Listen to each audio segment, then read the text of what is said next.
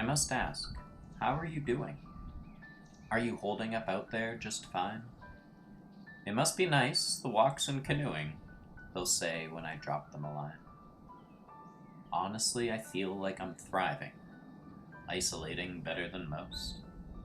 I'm doing more than just surviving. Forgive me if this sounds like a boast. I cook meals that make stomachs growl, watch sunrises that fill me with glee, hear coyotes in the distance who howl at night from my porch drinking tea. My vinyls with good tunes are bumping. Into books I explore foreign lands. Glimpses of eagles out windows keep me jumping. I'm not one to just sit on my hands. I'm glad to hear you're doing oh so well, that you don't feel a need to complain. I was worried, thinking how alone that you dwell. If it were me, I'd for sure go insane. Not I say with conviction. I'm content with the hand I've been dealt. But in truth, some of that's fiction. There's darker feelings I've certainly felt. Some days are just trouble. Your heart turns to rubble, just broken and fractured and bad. When joy pops like a bubble and your loneliness doubles, and you think, gosh, I'm really quite sad. Do you lay on the couch, into cushions you slouch, and do nothing for hours on end? Do you act like a grouch, and your soul cries out, ouch, when you think of missing your friend? Oh, it happens to me with some frequency, the days that can be described with an ugh, when I struggle to see when the powers that be will tell me it's safe to go give someone a hug. So what do I do when days like this dawn, when my happiness has clearly declined? I'll go for a walk, I'll lay down on my lawn, and consider what's stressing my mind. Beyond my control, some issues exist. I'll acknowledge and set them aside. But I'll surely find the problems I missed, whose answers my thoughts can provide. I'll return on home, feeling empowered. To make change, reach out to a friend. Cook some food, see that I'm showered, and feel that I'm beginning to mend. Thanks for chatting, I say with a smile. For hours we could probably talk. And suddenly my problems, once a pile, have flown away with barely a squawk.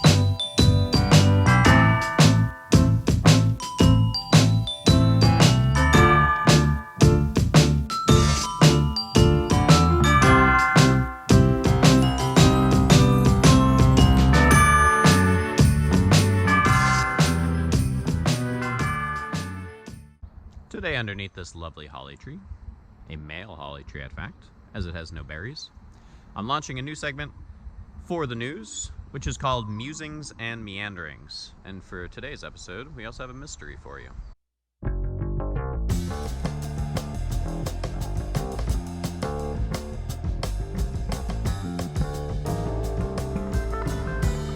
Today I'm standing right by Lawrence Pond. It's right behind me.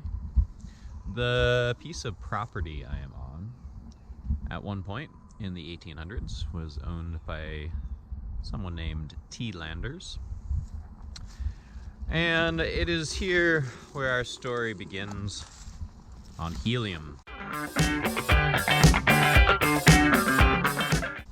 you're wondering, I know a lot about helium already. Well, excellent. Helium then, as you know, is the most abundant element in the universe. It goes on our planet with the periodic element shorthand of He. We know it mostly because of its gloriousness and lifting things up, namely some balloons, as well as the fact it makes your voice sound a bit funny. Sound waves travel faster through helium, which is why it changes up what your voice sounds like. While it is the most abundant element in the universe, here on planet Earth, helium comes from pretty much one source and one source only, which is the decay of radioactive elements, specifically uranium and also thorium. Helium tends to stay trapped near mostly natural gas deposits. Processing helium is actually pretty expensive, so a lot of gas companies, they actually don't even spend the money to trap that helium that's escaping. The problem with things that are lighter than air, specifically helium, is that once helium's released into the atmosphere, it's so light that it leaves Earth's atmosphere. It escapes into space. So all of the helium that we use, we can't recycle. So what do we use it for, other than those balloons? Good question. Helium is super useful in a lot of things like large particle colliders, scientific experiments, welding, but the biggest use right now is in MRI machines. It has the ability to decrease temperature down to negative 450 degrees Fahrenheit. So 30% of the world's helium supply every year is used by MRI machines. And 17% of the world's supply of helium is used for balloons, airships, and other frivolous things. So we have an element that is not plentiful. It's very difficult to extract. And it's even more difficult to store. The US government has a strategic helium reserve in Amarillo, Texas. And that reserve is scheduled to be about empty in the next couple of years. The helium shortage is so real that Party City's website even has a whole page dedicated to the global helium shortage. And on that page, they also make suggestions, shout out to Party City, on how you can have balloons that don't require helium. So I'm out here in the middle of the woods. I am very much off trail right now. This is not an area that you can easily access. It's a beautiful area. These are old growth oaks. A lot of the trees here on Cape Cod are pretty new. Much of Cape Cod was clear cut at least once for firewood, for building materials. So a lot of the trees that you see around here are relatively new, 60, 80 years old. These ones out here, some of them are far older than that. So even though I'm out in the middle of nowhere where very few humans have even come in the last 50, 80, 100 years, despite that, I still find things like this. Balloons. Not just one.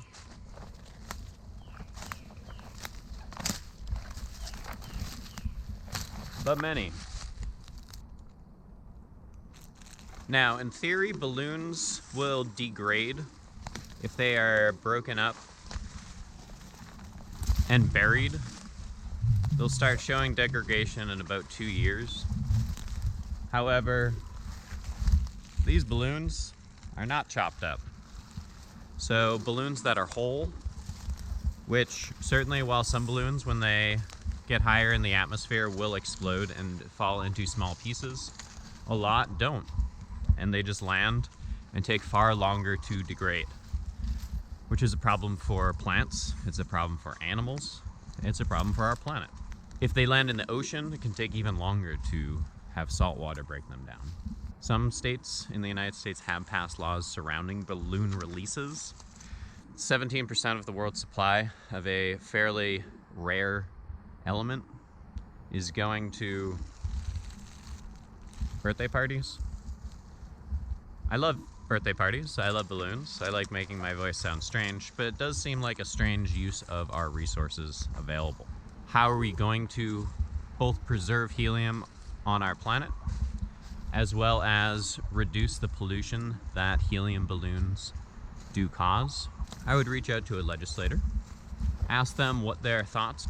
That would be a pretty good use of your knowledge and a use of your civic powers. So what else is going on in the news? Good question. So worldwide, coronavirus deaths have hit around 100,000. That number is expected to increase as the coming months progress and as we still have upwards of a year and a half before a vaccine will be developed.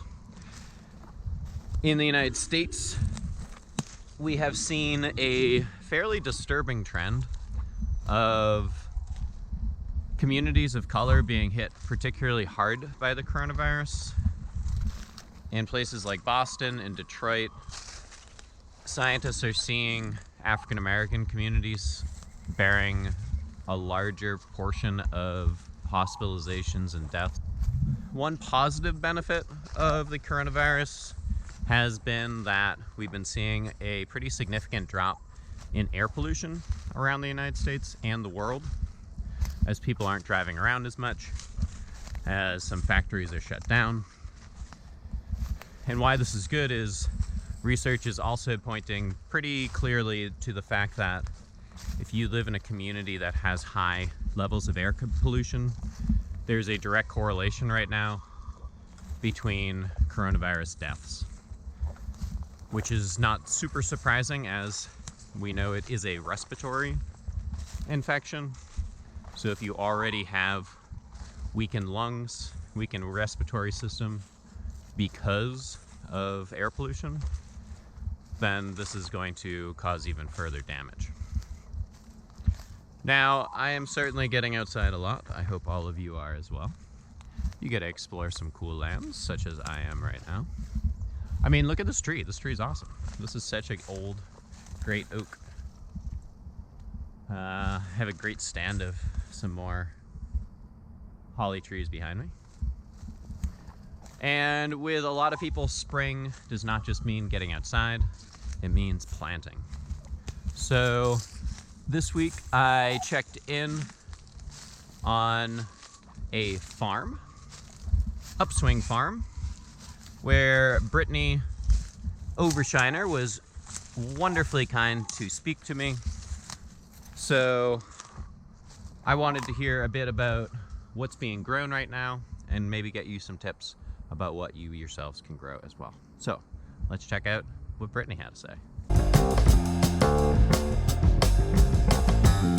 What's going on? How's the hoop house? It's good. We got a lot of stuff growing. What are you most excited about growing right now? Oh, that's a really hard one. So we are growing over 60 varieties of vegetables and flowers and herbs, maybe pushing 100 if you add all the weird herbs that we're growing. Lemon mint monarda, which is a flower that's related to bee balm. It's like kind of like spiky red flower people might know, but this one's like a 3-tier purple flower and bees really love it and it looks really good in bouquets. So that's kind of what I'm thinking about right now. So what's going on behind you? What's happening? This is Denise and she helps us once a week. She's seeding sweet pea flowers. We're doing a lot of flowers today. We're actually a vegetable farm, but we do a big seedling sale, and so we try to diversify as much as we can. So she's helping me do some of the seeding and potting up for the week we need to do. Every week we set a schedule based on the crop plan of the things that need to get seeded, the things that need to get potted up, the things that need to get planted in the field. And so we're doing a little bit of greenhouse work now, but then maybe I could take you guys on a little tour. Plants can grow in a greenhouse really, really well, but it's like a cozy, cushy environment, right? Like we try to have the right temperature and moisture, and like there's not a lot of air movement.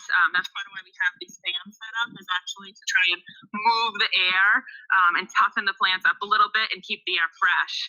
So then what we do after they get big enough, / when we run out of space and need to just like say, okay, you got to start to get a little tougher, we take our plants out to our hardening off tunnel.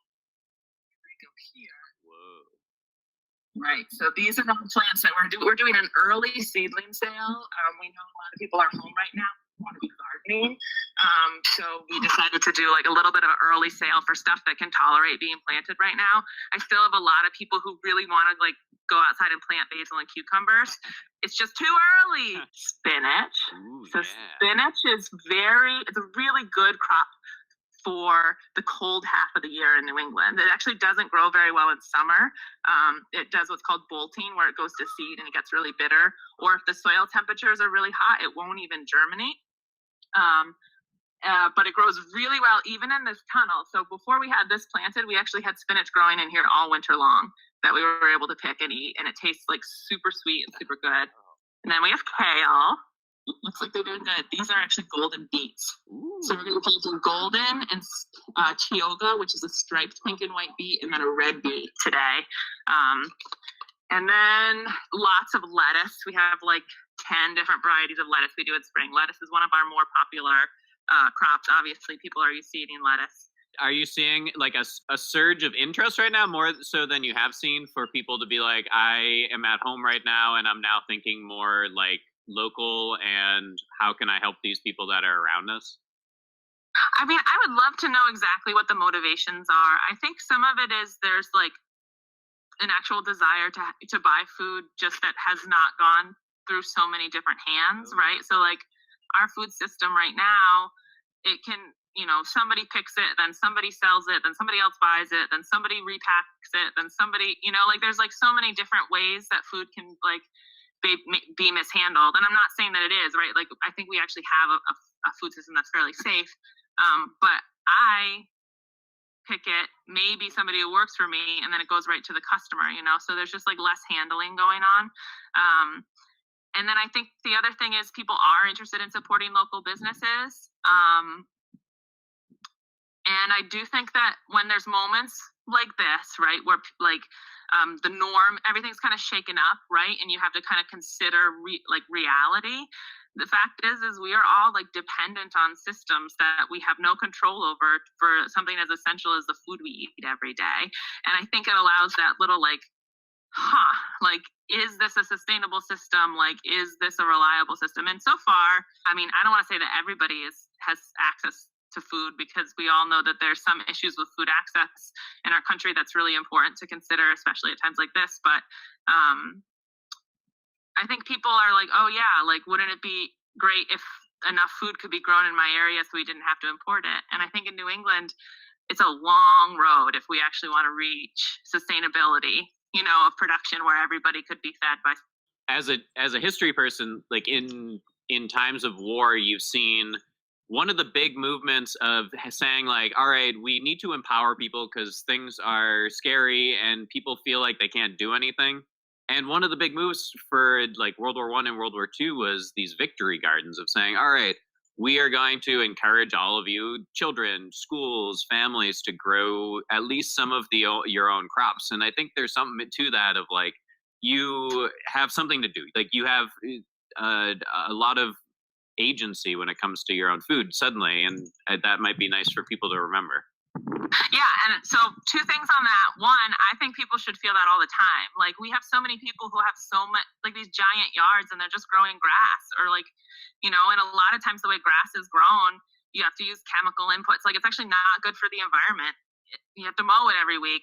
Like, so I think people having some agency over the food all the time, regardless of what's going on, is important. And you can edit this out if you need to, but I have one note on victory gardens. Like a part of the reason there was a food shortage or like that need is like because of Japanese internment camps, and because people who were working in the fields were suddenly not there working in the fields. And I think it's just really important to remember those injustices. That's such a good point. Honestly, I'd never even made that connection. Well, I don't want to take your whole day because you clearly have a lot to put in the ground today. But thank you so much. I have learned a ton right now, which is great. The kids are and everyone that's watching is gonna learn a lot. And I'd love to check back in once the seasons change and we get some maybe new crops out in the fields. Yeah, we'd love to. It's changing like every week here. We're on. I always think of it when I start a seed. in spring when I turn the greenhouse on, it's like pushing a snowball down a hill that I'm just gonna chase for the rest of the year.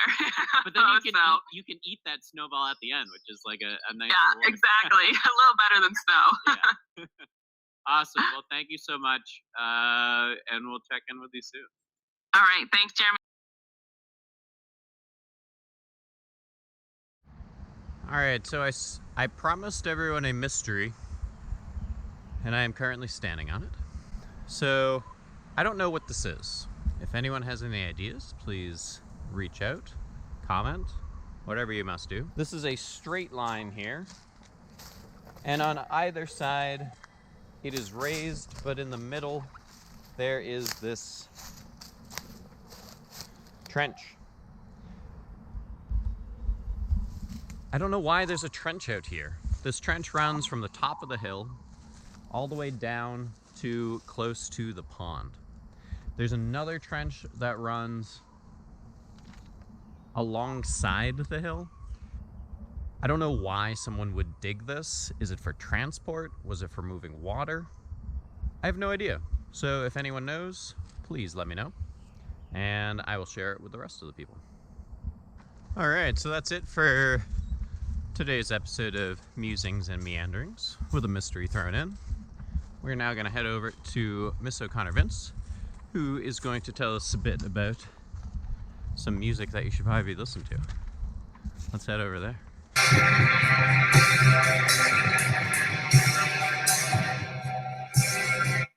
Hey everyone, Miss O'Connor Vince here. Today I'm going to be bringing Music T-Shirt Friday into a little bit more of an unknown category. Today I'm wearing the Icelandic post-rock band Sigur, and I'm going to tell you a little bit more about them and about some of their peers in the post-rock genre category.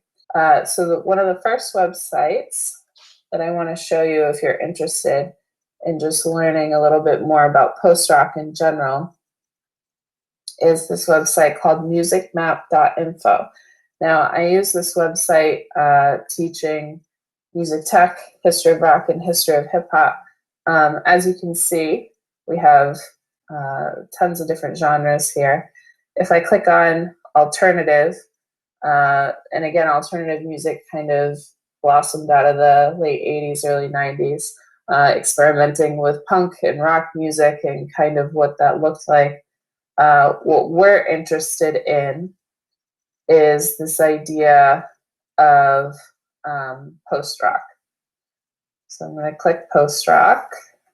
Oh, well, I'll show you this first. So when you click on a genre, you have a summary here of the genre.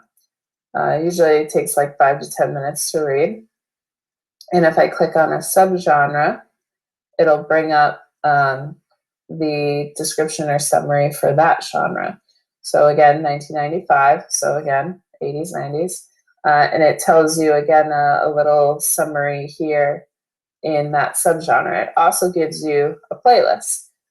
So 3 of the bands that I'm going to highlight today are actually on this playlist. Sigur, the shirt I'm wearing, Explosions in the Sky, and Godspeed You Black Emperor. Okay. So this is something that's really cool to explore. You can also zoom in here. When you zoom in, you can hover over a subgenre and you can see how it's kind of connected. You can zoom all the way in like this so you can actually see it.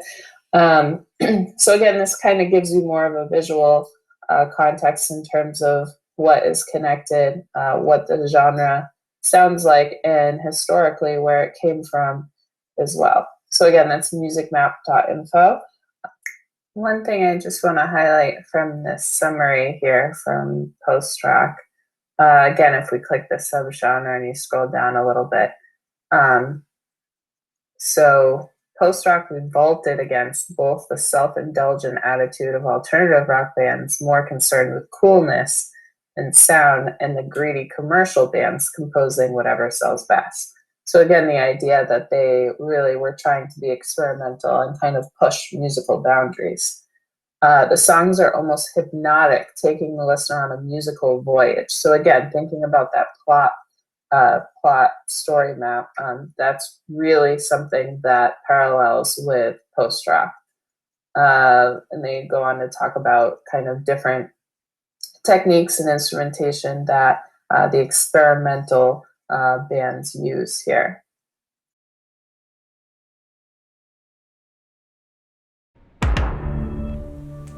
Hobbs, it's your turn to pick. What do you want to watch? I don't know. Pokemon? No. Bakugan? No. Sonic? No. Power Rangers? No. Captain Underpants? No. Wild Killers, 100 Most Dangerous Animals on the Planet. Which one do you want me to do? Wild Killers.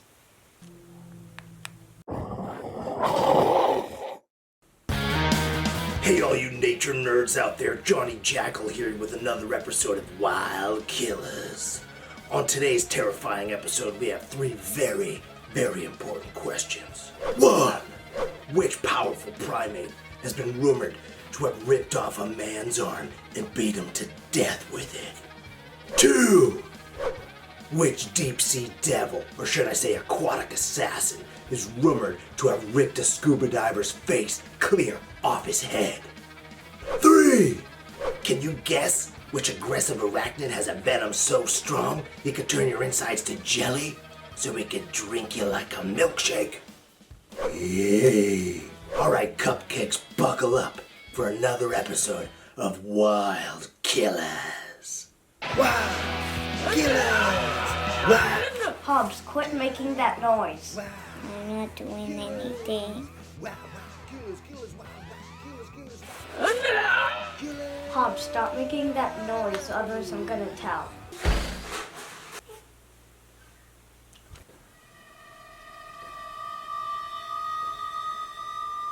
Hobbs, you open the door. No, you.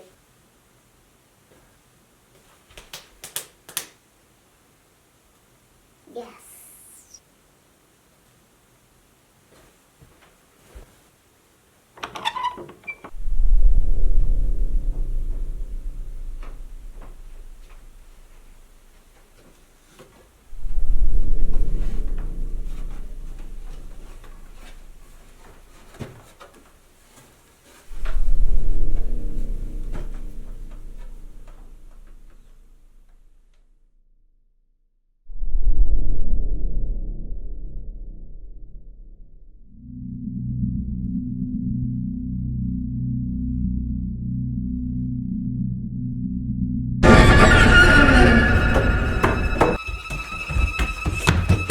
Hobbs, what are you doing? I'm getting Mom. Mom said to only wake her up when it's an emergency. What about Dad? He's out for a morning run. Looks like we're on our own.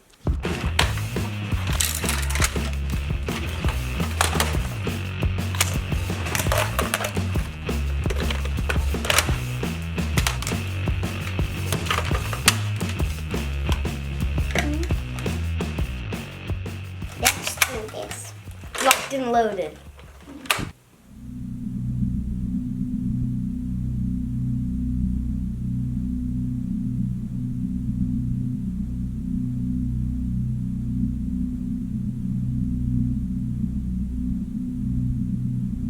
Morning, boys.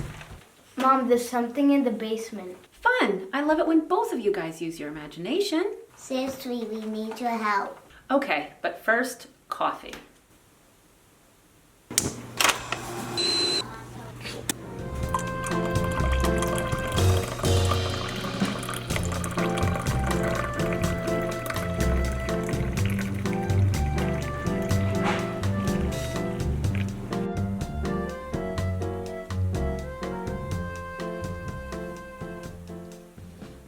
Go away.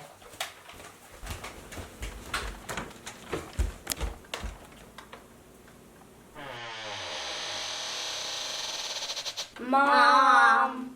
Figure it out, boys!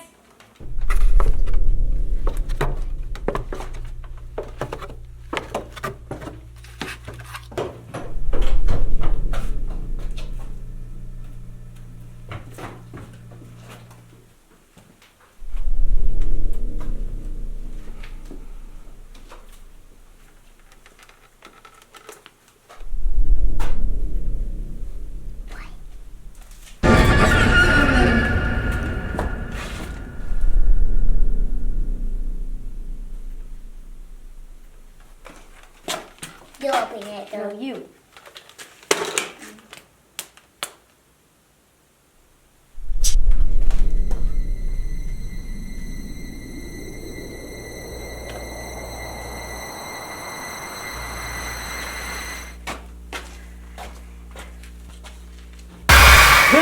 Wait, you're not very scary. Yeah, who are you? I'm COVID-19. Never heard of you. How about coronavirus? Oh yeah, like Daddy's beer. I thought you only hurt old people. Well, because of me, you can't go to school. Ha ha ha. That's awesome, thanks. Well, social distancing can't be that fun. Cooped up all day. Wait a minute, are you the reason why my parents won't let me go to the store to buy cereal? Are you the reason that I can't go to karate class? Yup. And you're the reason why Hobbs' birthday party got canceled? Wait, my party's canceled? Yeah, sorry. Mom didn't have the heart to tell you that your party was canceled. Ha ha ha. No presents, Yup. no friends, Yup. no cake. Yup.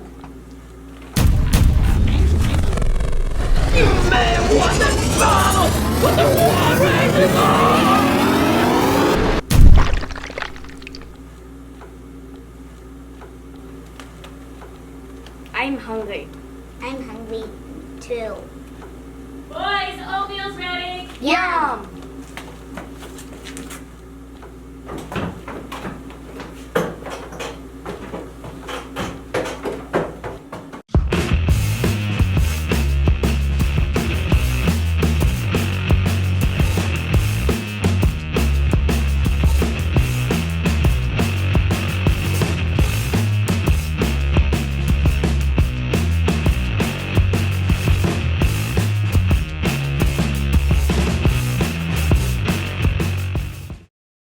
This has been a Farrells production.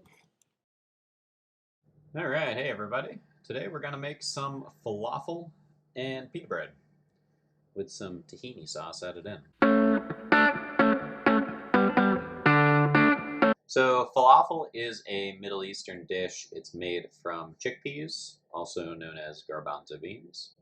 And it is fried, so you're also going to need a decent amount of oil for this. It's super tasty, it's vegetarian, it's vegan, so it is good for everyone in the house. And really not that hard to make. The one thing you are going to need to have is some sort of food processor or blender though. So if you don't have that, this one might be a little tricky. So what we're going to do first, soak your beans.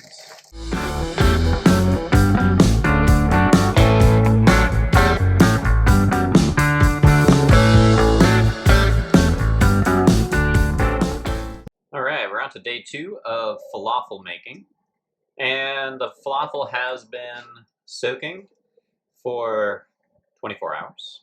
Then I actually let it sit for another 24 hours in the fridge. I like to dry it out a little bit, just so it's not too wet. Beans are good to go, but before we make the falafel itself, which is a process that doesn't take very long at all, I am going to make some pita bread because pita bread's awesome with falafel, and I'm going to make a bit of tahini sauce as well, both of which take not too long. The tahini sauce takes 10 minutes. So for pita bread, the only ingredients that you need are yeast, sugar, whole wheat flour, regular flour, oil, and salt. To start things off, I am going to mix the whole wheat flour, not a lot of it, just a quarter of a cup, the sugar, and the yeast with some water.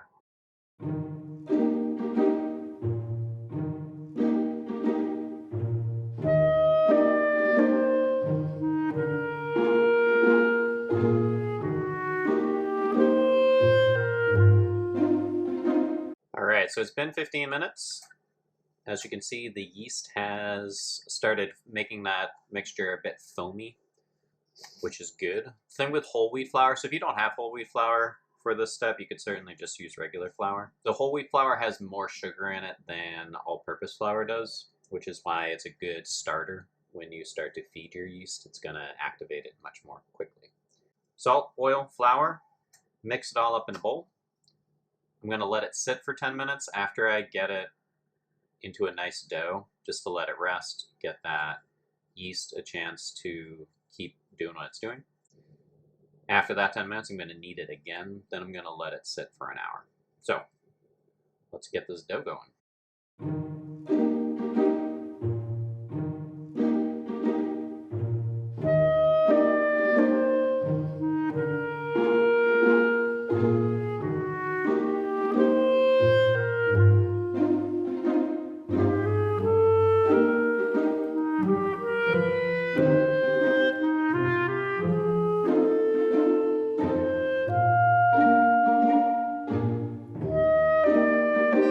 So the dough is going to sit now for about an hour. It's 2:53 in the afternoon.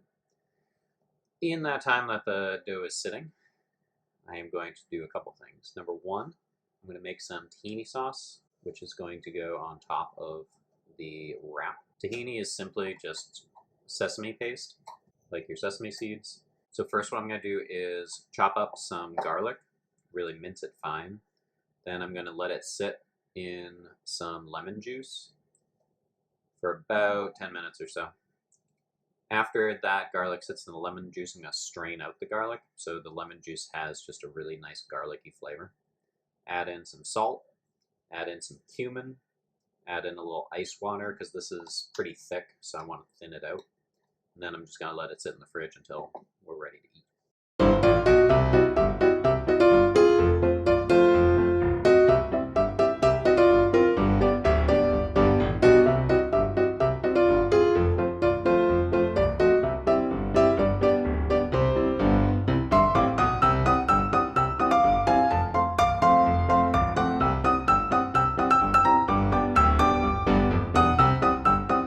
Alright, falafel time.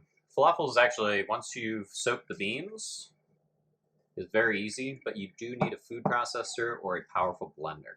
I got half a onion quartered, garlic that I used for the tahini sauce, coriander, cumin, mustard powder, cayenne. I'm gonna just blend all that together. The consistency you want for falafel, you should be able to honestly form it into a small little ball because we're gonna be frying it. So if it's too dry, it's gonna fall apart. If it's too wet, it's gonna fall apart. So there is this kind of awkward middle ground. That's the piece of this recipe that is and can be difficult. If it falls apart, that's fine. Like when I make falafel, usually the first two fail pretty quick. So you do want to do a couple test batches, and if you need to add some moisture to it, add a little more lemon juice. If it's too wet, then I would add some flour into it, and that will help bind it together a bit more. When you're frying something, you want to make sure that whatever you're frying it in has pretty high sides. If you've ever fried anything before, it has the tendency, the oil does, to spit out and splatter different places, namely everywhere, on your hands, on the walls, whatever it is. So for me, I'm going to be just using a big stock pot, which has very high sides.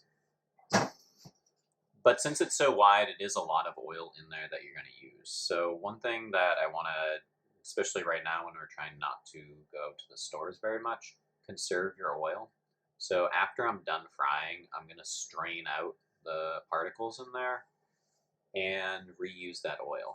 I have a jar of oil that I keep on my counter. So whenever I'm frying something using oil, I'll just reuse that. So I'm not just going through oil really quickly. And especially if you're frying, you're going to need a lot of oil because you don't want it just to be a little bit of oil. You want whatever you're frying to be totally immersed in the oil. And that's how you know that's going to be cooking pretty well through. So we are going to blend together our beans, our spices, our onion, our garlic. I am going to add in a little baking soda, not powder. And then we're going to fry it up. Before I fry it, I do want to get the pita bread done so that I don't have to worry about the pita, because the frying of it is going to be pretty quick. It's not going to take too long to fry all these falafel. And once I'm done frying, then I can just throw them on the pita, put my tahini sauce on there. I'm going to add a little shredded lettuce on top. You can add whatever you want, cucumber, something crunchy, something green. and then I'm going to eat it and edit this video. Let's make some falafel.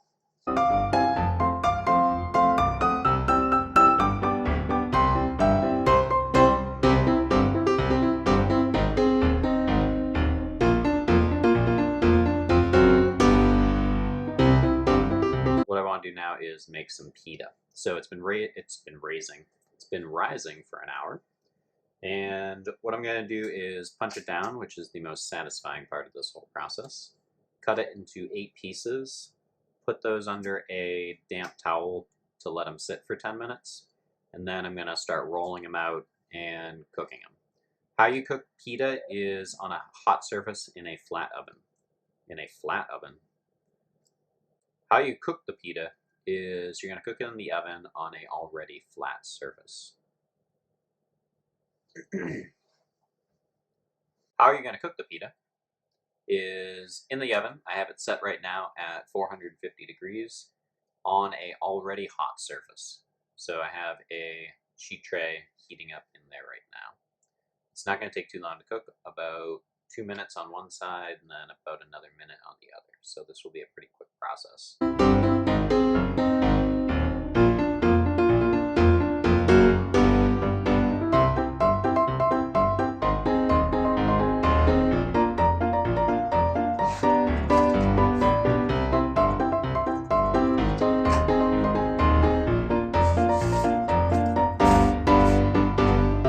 Pita is done. So now I'm going to fry up some falafel. I do about a tablespoon per falafel because 2 things are going to happen. Number 1, you're going to have a lot of falafel, and number 2, they are going to cook much faster. So they're going to get nice and crispy on the outside, and then when they're that small, you know it's not going to be like raw on the inside. So I got my oil here. It's hot. I got a tablespoon here to measure the size of these. So once you scoop it out, you're going to shape it. So if you can see the color there, it's a kind of light tan.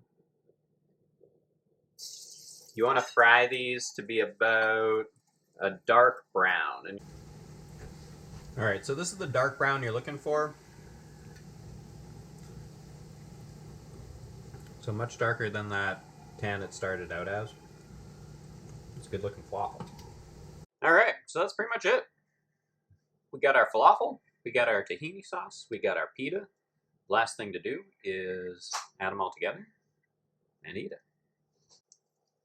Thanks for watching, everyone. If you have other food recommendations or things that you'd like to know how to make, let me know. I'd be more than happy to cook some things. And we'll catch you next time. Thanks for watching.